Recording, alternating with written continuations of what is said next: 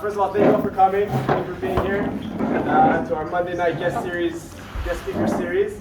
I have the huge honor and privilege to welcome my father to the community. Thank you for being here from America. And beyond that, for tonight's speaker, Rabbi Shmuel Phillips from London, mid-Aliyah 2001. He's a businessman. He spends a lot of his time studying.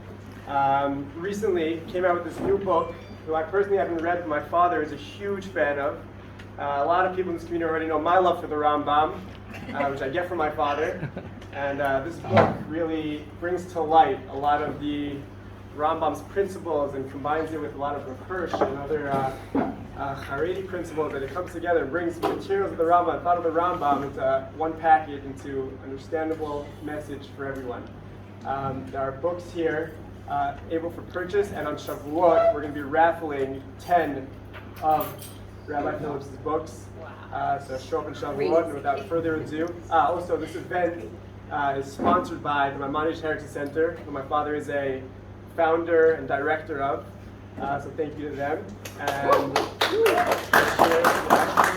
I'm sure will be recorded by and uploaded to their website with a lot of other shiurim and material of the Rambam. So you can look at that there. Without further ado, Rabbi Phillips.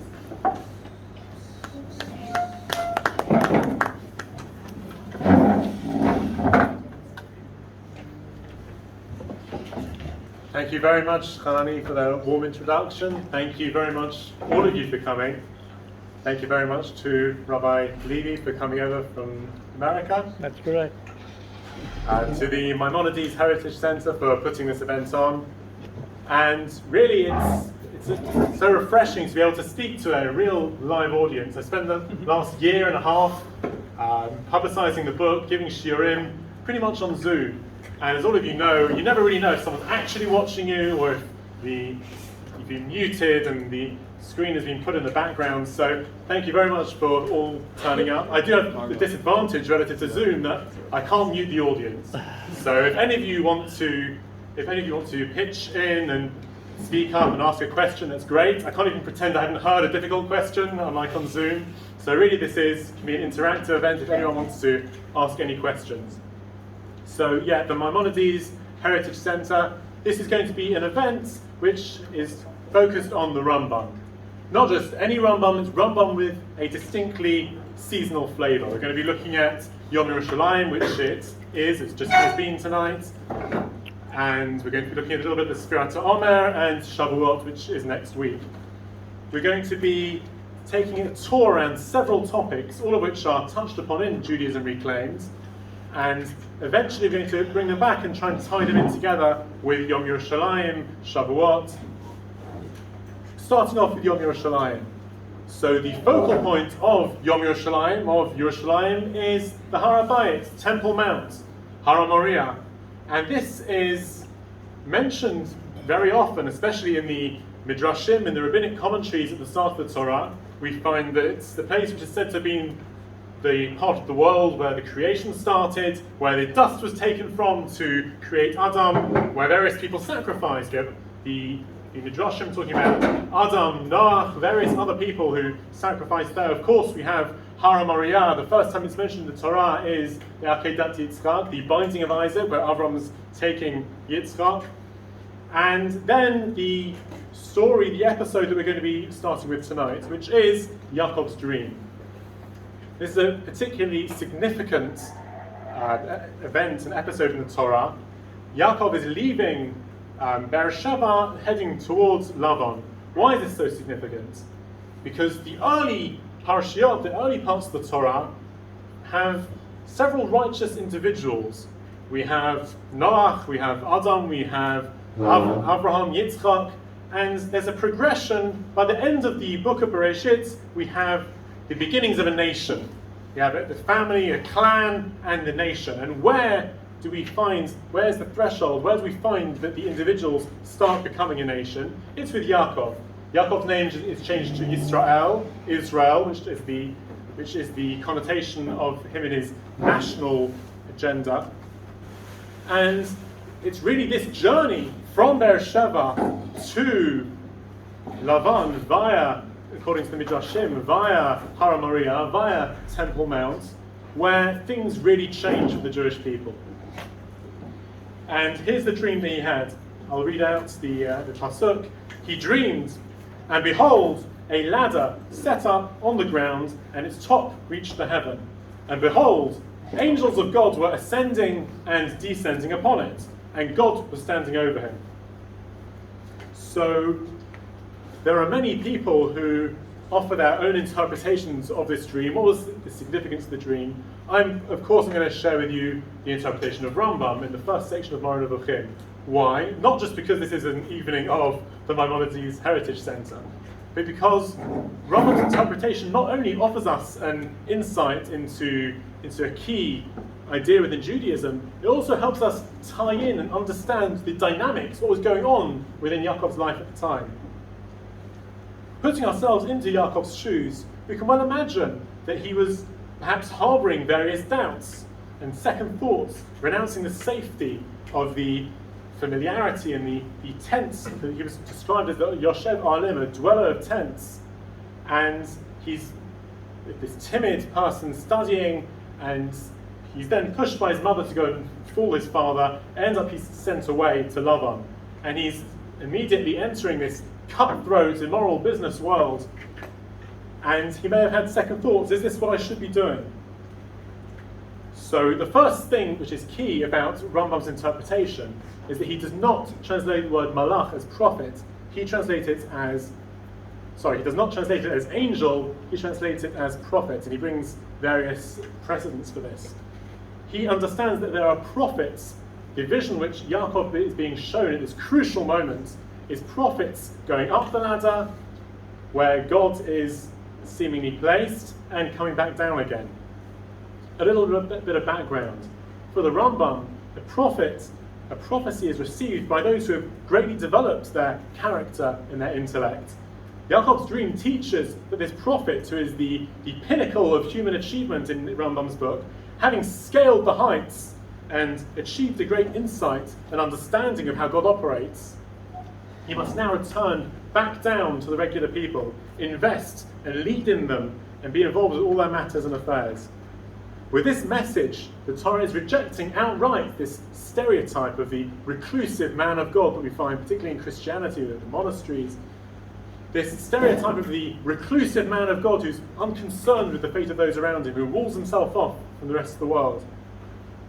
With Yaakov poised on this threshold between the era of righteous individuals and nation of God, this is an extremely important message for him to have.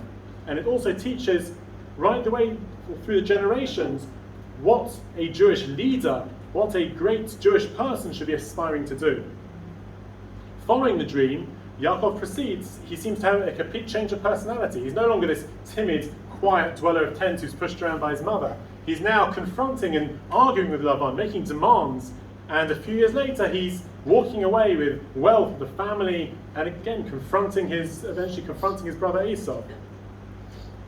In other words, he's transformed from an individual man of God, a forefather Jacob, to a leader with a vision, perhaps the first leader really of the Jewish people.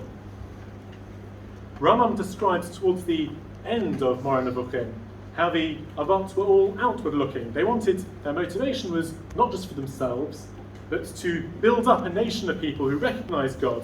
It was through this that they merited a form of providence, not only for themselves, but one that would continue for their descendants. A providence that would miraculously oversee and guide the fate and fortune of the Jewish people. And again, this is something which is particularly significant as we stand here or sit here on Yom Yerushalayim, which commemorates a more recent manifestation of this providence guiding the Jewish people thousands of years later.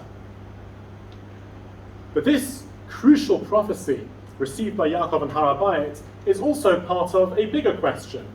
We find sources within Judaism which do seem to idealize seclusion, private study, contemplation, and removing oneself from the negative influence of possibly corrupting people. At the same time, we also find that the great Jewish figures who we look up to, who the Torah looks up to, were not those people who secluded themselves. They were people who went and got involved with the people. All the great prophets were those who got involved with the people. So how do we reconcile these ideas? How do we put this all together? So I'm going to look now at a few different sources, all from within Rambam's own writing, which address this. Starting off with Hilchot Dayot, this is the laws governing character traits, how to train oneself. Rambam writes, "It is natural for a person's character and actions to be influenced by his friends and associates, and for him to follow the local norms of behavior. Therefore, he should associate with the righteous and be constantly in the company of the wise, so as not to learn from their deeds. So as to learn from their deeds. Conversely, he should keep away from the wicked who walk in the darkness, so as not to learn from their deeds." And again, we have another source where Rambam is also advocating from removing oneself from the company and the influence of those who will influence them negatively. In Moreh Nevuchim we find, "If the perfect man who lives in solitude thinks of the masses at all, he does so only with a view to saving himself from the harm they may cause, or to obtain some sort of benefit." However, the concluding comments to Moreh Nevuchim, and this is something which the Rambam builds up right the way through this Guide for the Perplexed, he builds up this model of how a person should be perfecting themselves and coming close to God. And then right at the end, the climax of the book paints a very different picture. Rambam starts by quoting a famous passage from the prophet Yirmiyah. "Thus says the Lord, let not the wise man rejoice in his wisdom, nor the strong man rejoice in his strength, nor the rich man rejoice in his riches, but let him that rejoices celebrate this, that he understands and knows me." Fine. Up until this stage, Rambam points out, the prophet seems to be putting emphasis on pure knowledge and understanding of God. But crucially, Yirmiyah then continues, "For I am God who performs kindness, justice, and righteousness in the world. For these have I desired, the word of God."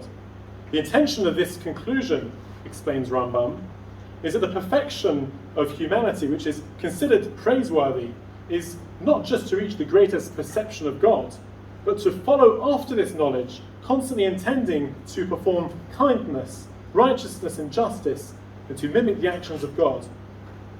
So on the one hand, we have these two sources which seem, Rambam is telling us very much, if you want to perfect yourself, you have to keep away from negative influences.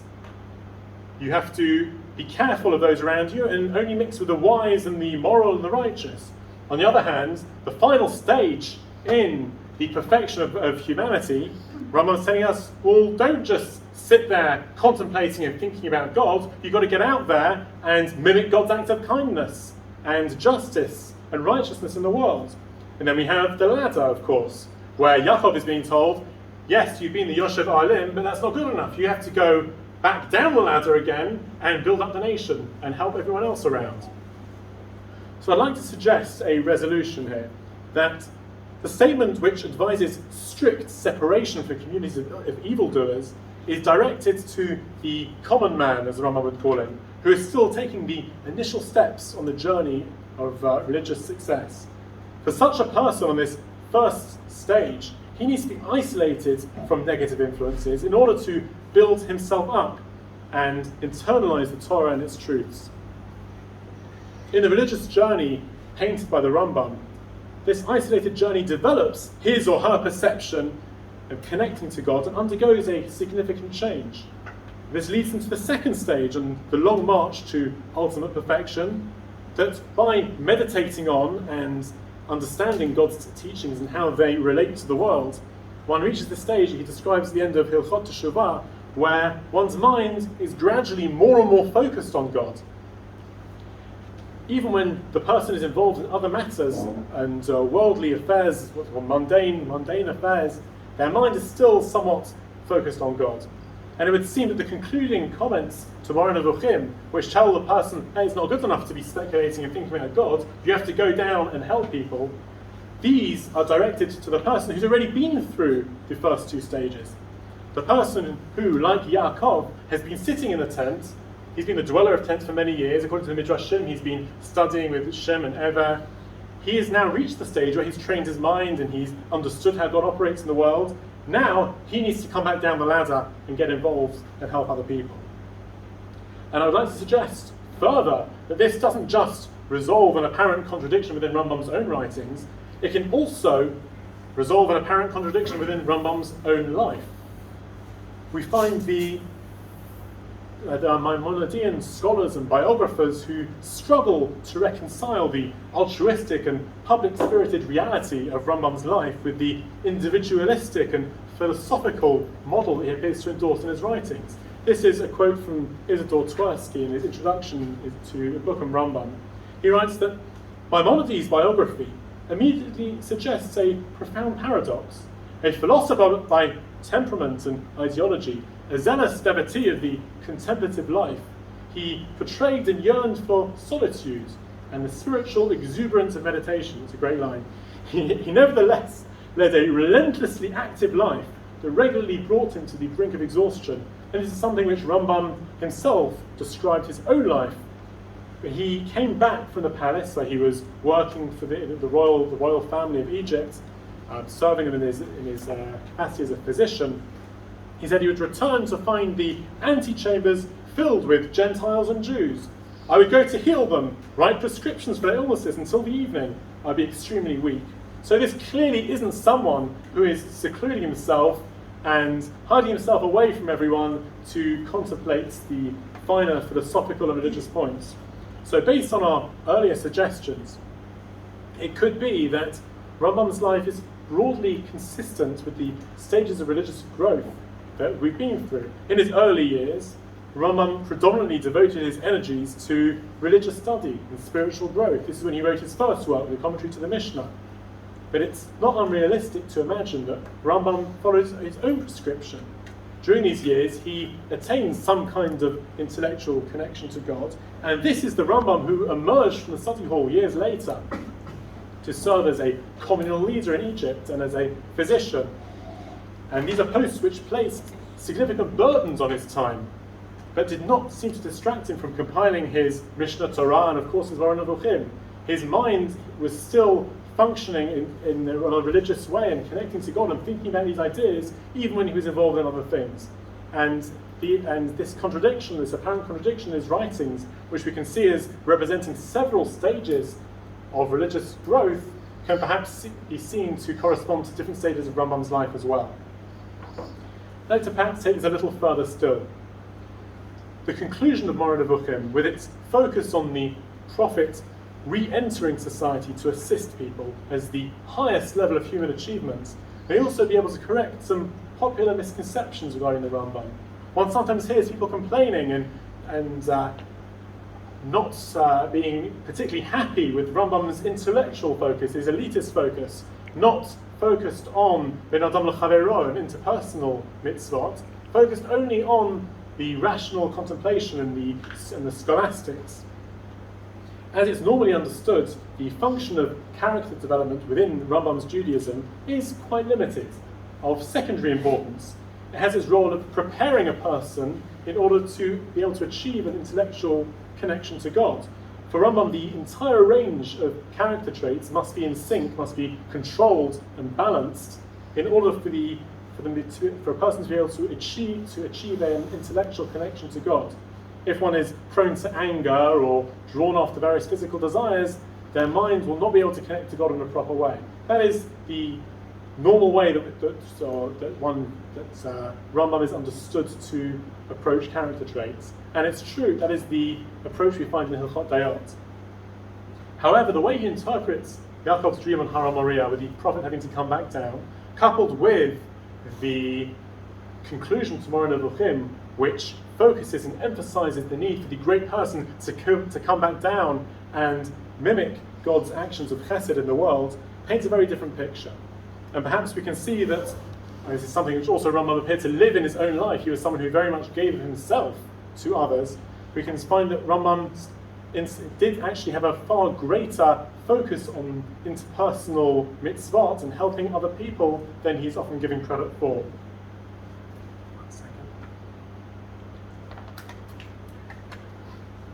And finally, on this subject, there's an insight from Rabbi Soloveitchik that I'm particularly keen to share with you. It adds a further crucial dimension to the conclusion of Moreh Nevuchim, where we find that the great prophet and thinker must invest himself in helping society. Rav Soloveitchik suggests that truly mimicking God in the world involves a person transcending their selfish, subjective focus and seeing the world instead from a more objective, divine perspective. In developing this theme, Rav Soloveitchik provides a practical example, the act of giving charity to a poor person. And he explains that this simple action of giving charity can actually take place on two completely different levels. I'm going to quote how he writes this. Regarding a normal act of kindness, he says, I'm committed to genuinely helping a poor person. I'm genuinely committed to furthering his well-being. My personality is still individual, still unique, still all-exclusive. I help out thou, you poor person, but he remains other to me. However, on achieving the high level of mimicking God's actions in the world, Rav Soloveitchik writes, something completely different is going on. My personality shifts from being all exclusive to being all inclusive. The poor person is no longer thought of as another, separate from me. In godlike fashion, my helping him out becomes a way of letting him share of my existence and reality. My helping him out thus becomes a godlike act, in the sense that I do not simply give to him, but I identify with him. Rav Soloveitchik understands that the Morez, the guide of the perplexed concluding chapter, teaches a whole new dimension of interpersonal mitzvot. That kindness is not limited to just being a good deed where I'm helping out someone else, but involves a radical shift in the person's perspective. The person looks at the world in a completely different way, through other people's eyes as well as their own. And this is particularly relevant to the time of year we're in now, the Omer, where we often discuss Rabbi Akiva, whose students described in the Gemara, they died during this period of time because they were not respecting each other enough. This is the same Rabbi Akiva, of course, who taught loving one's fellow as oneself is a klal gadol b'Torah. It's a great pillar, it's a great foundational teaching of the Torah. There are commentaries who ask, what's going on here? Why is respecting someone else as oneself such a great fundamental teaching? In pretty much all societies, in the East, in the West, ancient, modern times, religious, secular, they all have some kind of variation of what's called the reciprocity principle. If you want to live in a society together with someone else, well, you have to have the very basic decency of not doing to them what you don't want them to do to you. This isn't a great religious teaching. This is just basic common sense. Even from a selfish perspective, calculating self-interest, I'm not going to do to other people what I don't want them to do to me. So why is this loving one's fellow as oneself, doing kind acts to the other person so that they'll do something nice back to me? Why is this touted as a core teaching of the Torah? So based on this idea by Rav Soloveitchik, we can now suggest that the kindness that is being required from the Torah's perspective, that Rabbi Akiva is calling a klal gadol b'Torah, is not just the simple action of helping someone else, they'll help me out tomorrow. Rather, it's a profound change of perspective. Looking at the world, not just through my own eyes, but through other people's eyes, and through the nation's eyes. And this radical change of perspective is a klal gadol b'Torah, because it brings one to look at the world and to have the mindset of a more godly perspective. It changes you as a person. It doesn't just allow you to help out the other person. Moving on now to Shavuot, Rav Soloveitchik's explanation of the Rambam of the need to achieve a different perspective. This resonates very much with a midrashic teaching that we find regarding the Jewish nation settled at Har Sinai, at Mount Sinai, preparing to receive the Torah. The pasuk says, "Vayichan sham Yisrael neged Har," that the nation was encamped there next to the mountain, or opposite the mountain. And the commentaries note that there's something a little bit strange here. It says Vayichan in the singular. Normally when the Jewish people are camping in the desert, it's called Vayachanu. So Vayichan is drawn upon, it's interpreted that they achieved, at this very important national moment, they achieved a very special unity. They were looking out for each other, they were caring for each other. The way we put it now, they were looking through each other's eyes. They were perceiving things on a communal, national level, not just on an individual level. And this is all part of the preparation for receiving the Torah. The 19th century German rabbis, Rabbi Shimshon Raphael Hirsch, notes how, while understandably a lot of focus is placed on the content of the revelation at Sinai, the famous Ten Commandments, relatively little attention is paid to the build-up, to the preparation that the nation had to undergo for this revelation.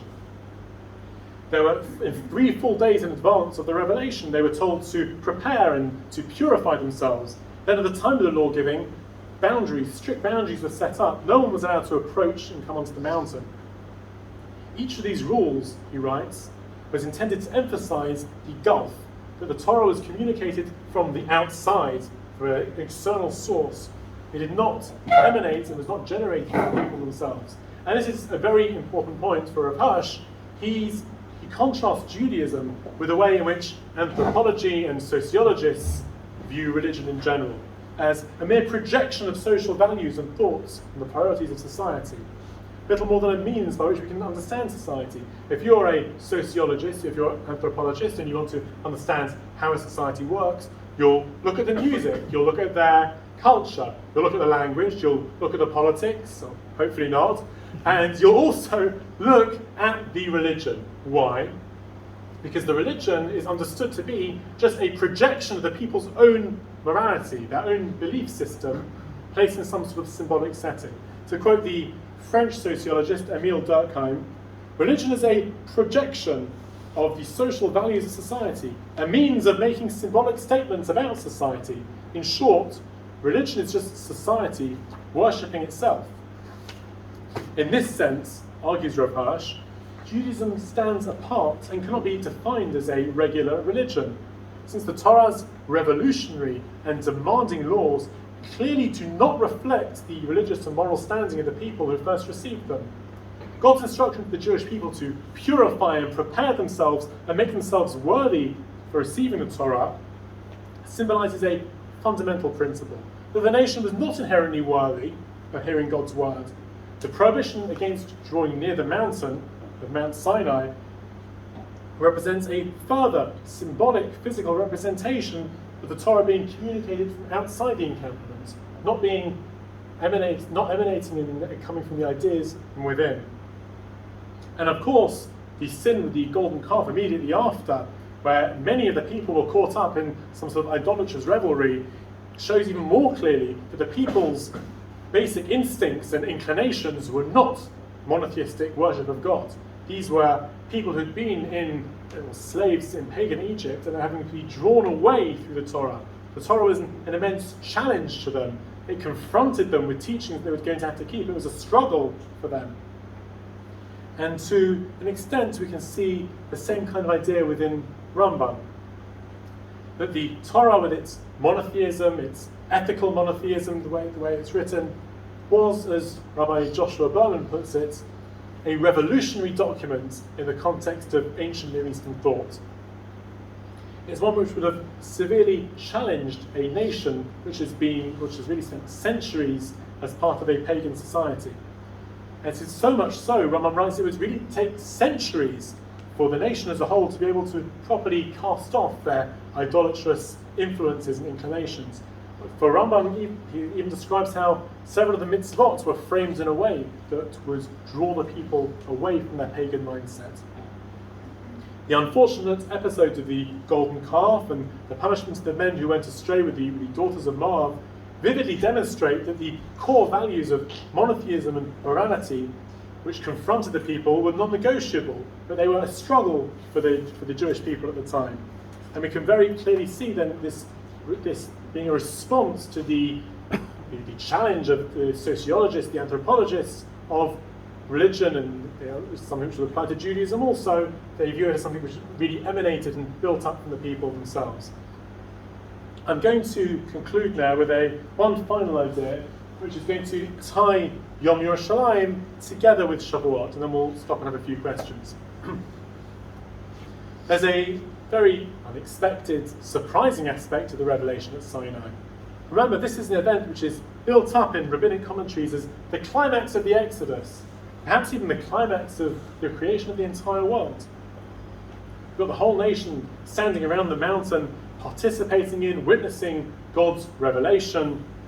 Yet the mountain, very particularly and explicitly, does not remain sacred and hallowed. We don't find any groups of pilgrims going off to the Sinai desert in search to offer up sacrifices or to dance around a fire or whatever on the Mount Sinai.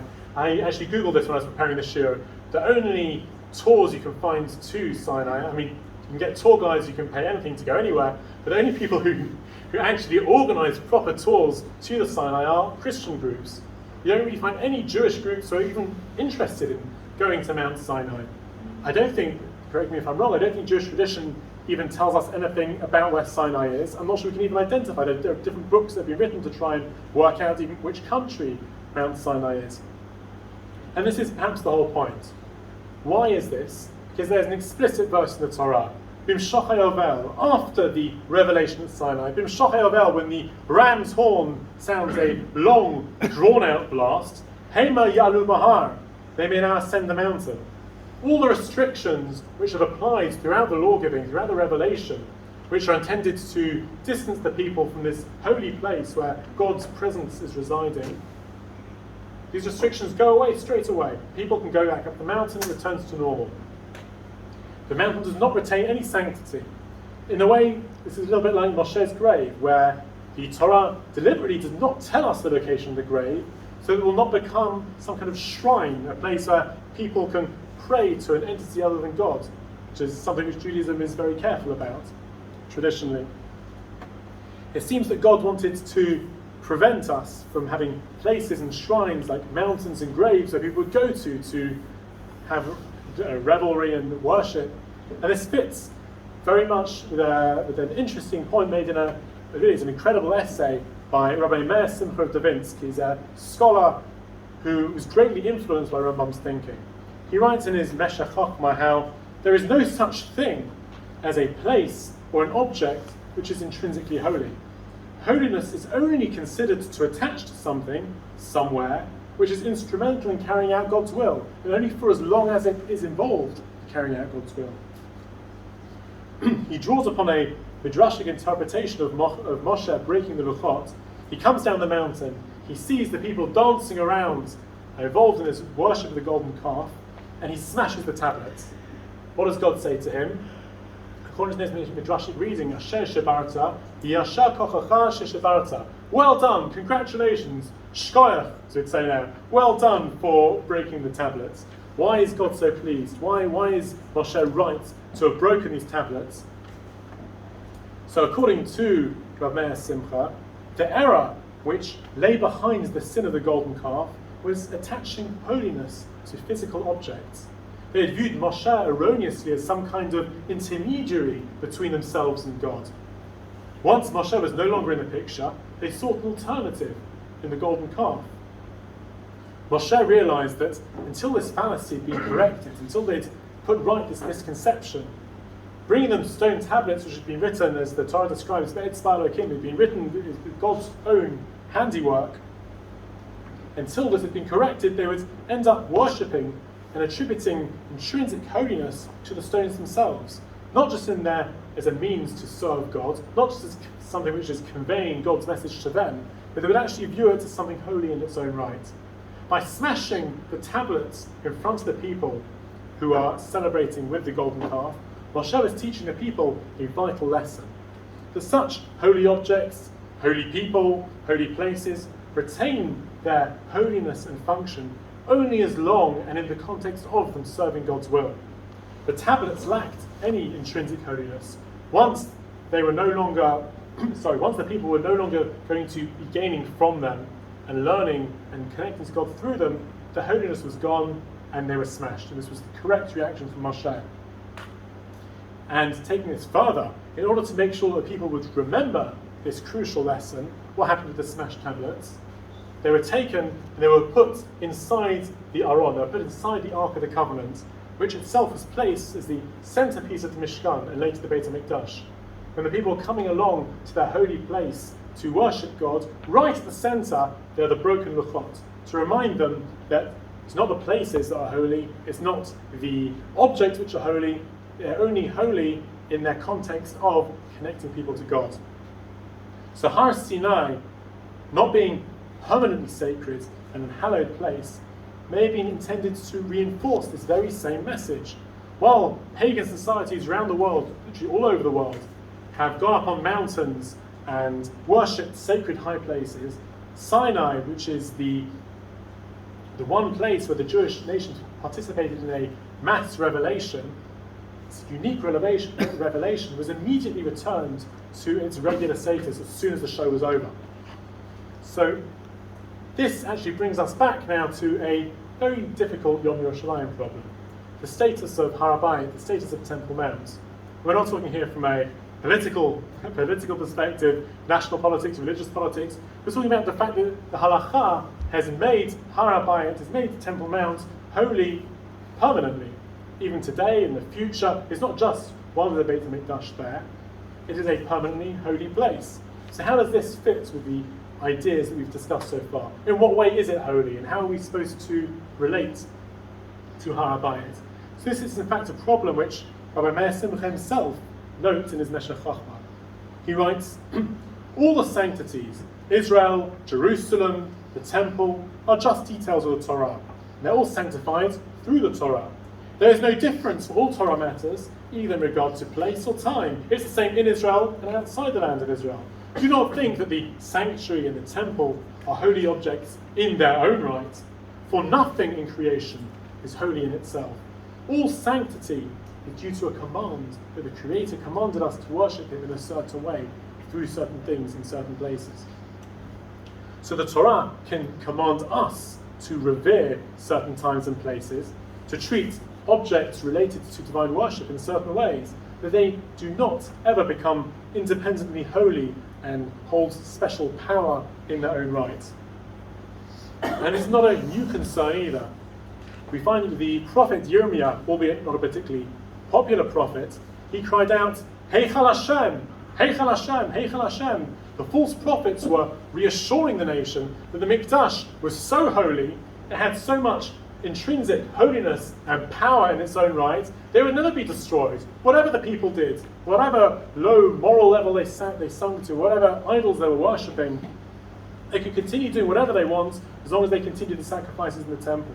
In their minds, Yirmiyah was complaining, the Mikdash was viewed as inherently holy, and it turned into some sort of superstition to appease God through sacrifices. And it had become, in a way, a dangerous and destructive force.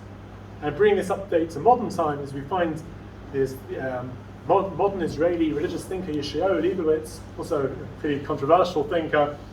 He actually called for the Kotel to be bulldozed as an idolatrous shrine, a somewhat radical restatement of this idea. But the question does remain for us.